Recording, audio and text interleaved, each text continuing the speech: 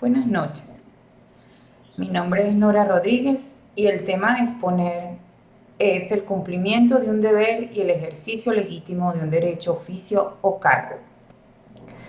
El cumplimiento de un deber y ejercicio de un derecho, oficio o cargo constituye una de las causas suprapenal de la justificación.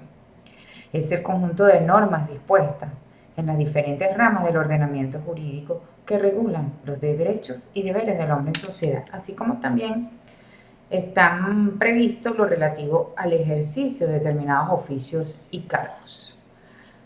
Estas se encuentran consagradas en el Código Penal Ordinal 1 del artículo 65. No es punible el que obre en cumplimiento de un deber o el ejercicio legítimo de un derecho, autoridad, oficio o cargo, sin traspasar los límites legales. En la sentencia 5768 del 13-4 de 2005, la Sala de Casación señala que el obrar en el cumplimiento de un deber y en el ejercicio legítimo de un derecho, autoridad, oficio o cargo no debe traspasar los límites legales. Para que se configure esta excepción de cumplimiento de deber, es necesario que se exime precisar que el sujeto activo obró autorizado en el cumplimiento de un deber jurídico, ejecutando lo ordenado por una norma legal, y comprobar además que la conducta típica no excede los límites del cumplimiento. El cumplimiento del deber es la causa que exime de responsabilidad penal a la persona que en el ejercicio de su profesión, oficio o de una orden recibida de su superior jerárquico, creyendo que se trata de una actuación lícita, realiza un hecho delictivo. Debe tratarse de un deber jurídico, no puede ser de otra índole, moral o religiosa. Tenemos como ejemplo, ¿verdad?, un agente de las fuerzas de seguridad que deben intervenir para restablecer el orden en una manifestación. Y dada la circunstancia del caso de coaccionar, golpear o causar lesiones a un manifestante, infringirá este deber si se abstiene de realizar la acción prohibida en el delito de coacción. El fundamento de esta causa de justificación se encuentra en el principio de interés preponderante. ¿Qué quiere decir esto? Superior o predominante. No obstante, resulta insuficiente como en los casos de conflicto de los deberes iguales. La conducta será lícita si el sujeto cumple cualquiera de ellos.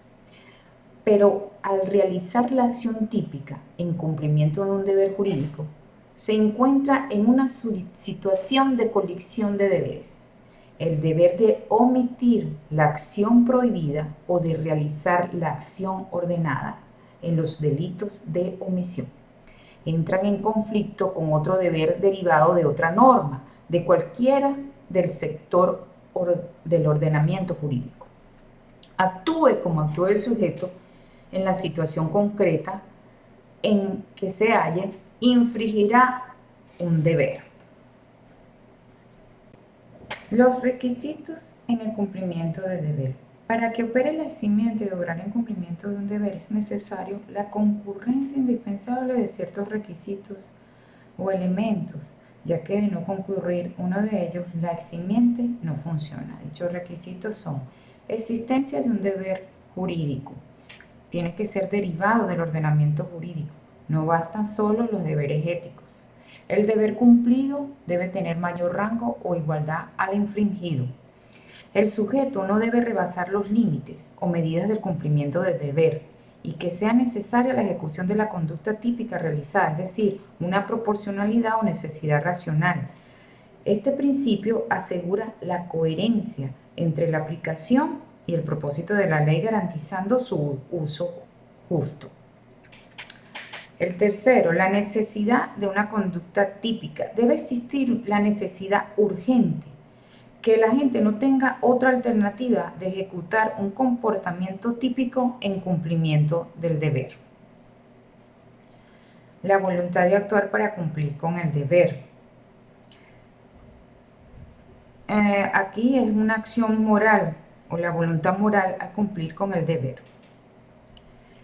Para que sea aplicable esta eximiente en un supuesto de uso de fuerza por miembros de los cuerpos de seguridad o en ejercicio de sus funciones, Suárez Mira señala lo siguiente: que los agentes actúen en el desempeño de las funciones propias de su cargo, que el recurso a la fuerza haya sido racionalmente necesario para la tutela de los intereses públicos o privados, cuya protección les viene legalmente encomendada, que la fuerza utilizada sea proporcionada actuando sin extralimitación, que concurra en cierto grado de resistencia o de actitud peligrosa por parte de los sujetos pasivos que justifiquen que recaiga sobre él el acto de fuerza. Ahora bien, continuamos con el ejercicio legítimo de un derecho, oficio o cargo.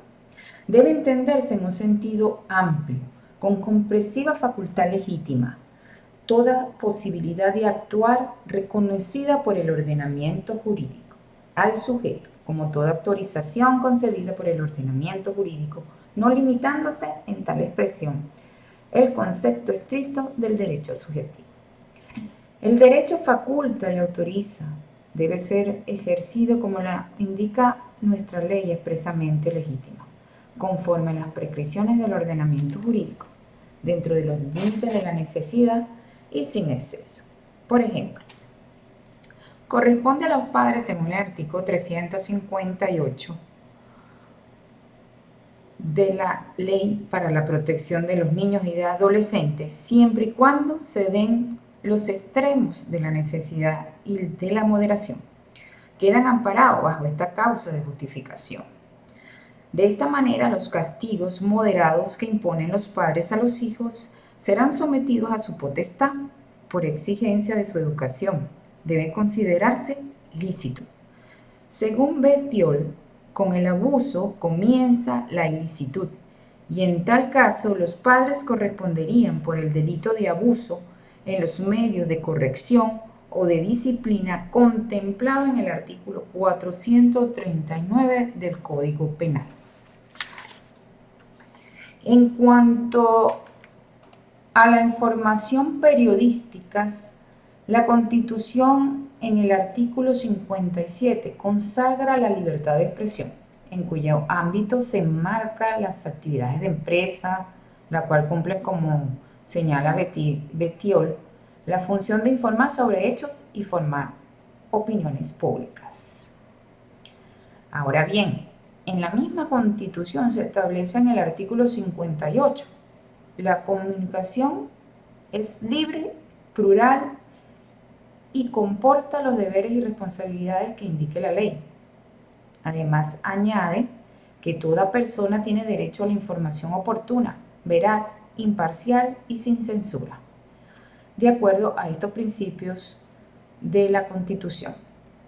Entonces se plantea el problema que tenemos hoy en día en los límites de este derecho y de las condiciones que deben cumplirse para su ejercicio legítimo, que puede justificar conductas típicas, sobre todo en el campo de los delitos de difamación, injuria, tomando en cuenta el derecho que consagra la propia Carta Magna para toda persona con relación a la protección de su honor, vida privada, intimidad, propia imagen, confidencialidad y reputación, según el artículo 60 de nuestra Constitución.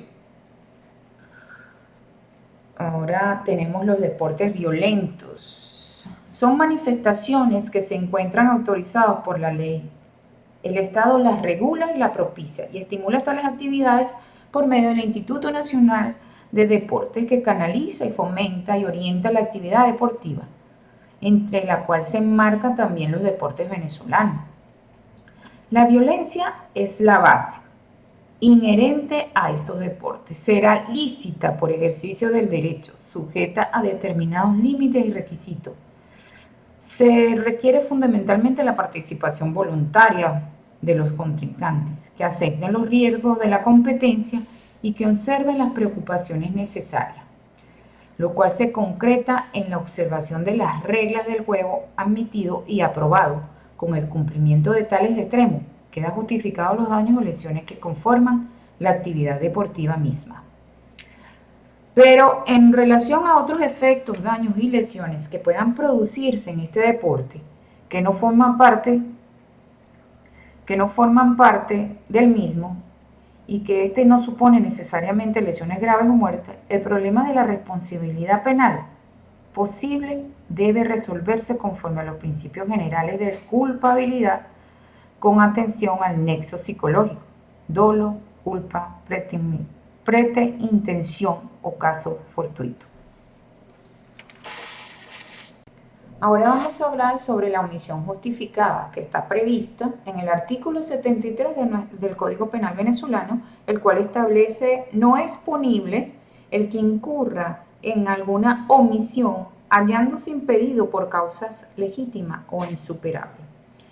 La causa de justificación muestra dos suposiciones o dos fases que hacen razonable la simiente penal, las cuales son: omisión por causa legítima, en la cual se trata de una inacción. Un individuo no cumple lo que la ley le ordena debido a que se lo impide otra disposición legal o causa legítima.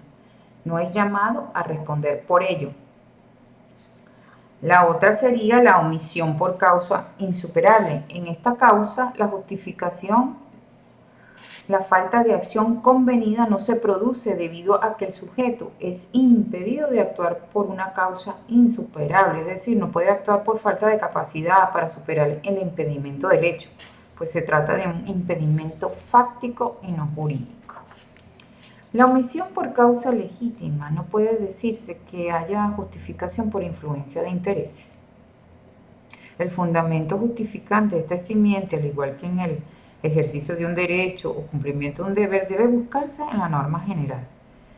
No es un acto antijurídico que no supone en la norma. Así que quien cumple con uno de los deberes que se excluyen, cumple con el derecho y su conducta no puede ser, por tanto, antijurídica. Las únicas dificultades que en la práctica de esta disposición legal podrán presentarse consistirán en determinar en cada caso cuándo la causa que motiva la inacción es legítima o justa, cuándo es insuperable o incapaz de ser vencida por el esfuerzo del que incurre en la omisión.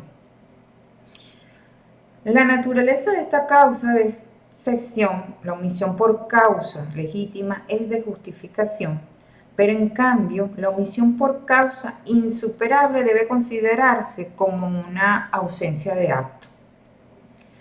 Junto a la causa legítima de la causa insuperable, debe señalarse que esta no es causa de justificación, sino que es una referencia o bien la ausencia de un comportamiento voluntario, cuando se da una vis física. Vis física es la fuerza insuperable. Puede definirse como una situación en la que el sujeto no tiene la posibilidad de actuar de otra forma, un estado de necesidad. Puede ser absoluta o irresistible, o bien la ausencia de culpabilidad por no exigibilidad de otra conducta. Gracias.